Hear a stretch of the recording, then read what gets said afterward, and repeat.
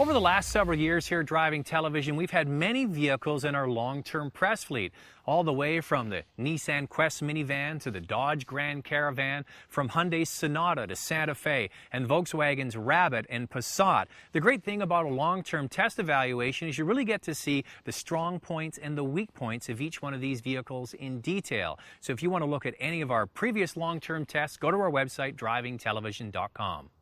Our latest long-term test vehicle is the 2007 Volkswagen Touareg. It's a mid-size luxury SUV that was first introduced in 2004. And I was surprised back then that they didn't bring this vehicle out and badge it as an Audi to justify its high price tag. A base V6 Touareg starts at around $52,000, so it ain't cheap.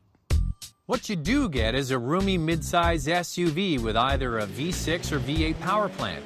The V6 in our test model is a 3.6-liter motor with 280 horsepower and 266 pound-feet of torque. Volkswagen recommends that expensive premium stuff to put in the tank, so expect to pay anywhere from 5 to 14 cents extra per liter. The interior of the Touareg is very well appointed. Keep in mind that this vehicle does compete in the luxury midsize SUV class. I've always found that there's quite a few buttons in the center console here that can be a little bit overwhelming at first, but they do have a really nice backlit quality, especially at night. Seats are very large and comfortable in the front and in the back. Surprising amount of room back there, enough for 3 large adults. There is no third row of seats in the Touareg, and for most drivers, that's just fine. The cargo area is plentiful and has 900 liters of capacity. The seats are a bit of a handful to lower, not as convenient as others in the class. Now, if you get a Touareg, you can get a V6 or a V8. Doesn't matter which one you get. They're both matched to a 6-speed Tiptronic transmission, which means it can be shifted back and forth by the driver, and it now has a sport mode to make the vehicle that much more lively. Now, this is a brand new engine for 2007, a 3.6-liter V6, and the increase in power and torque is definitely welcome.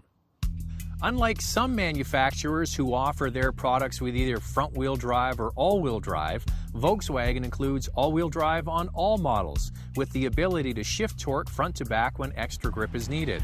There's even an optional air suspension system that can boost the ride height for much better off-road clearance. Unless you go off-road on a regular basis, you might want to skip this expensive option.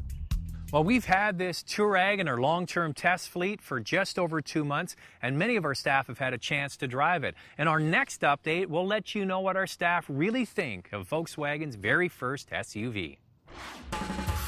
Driving Television is brought to you by Driving.ca.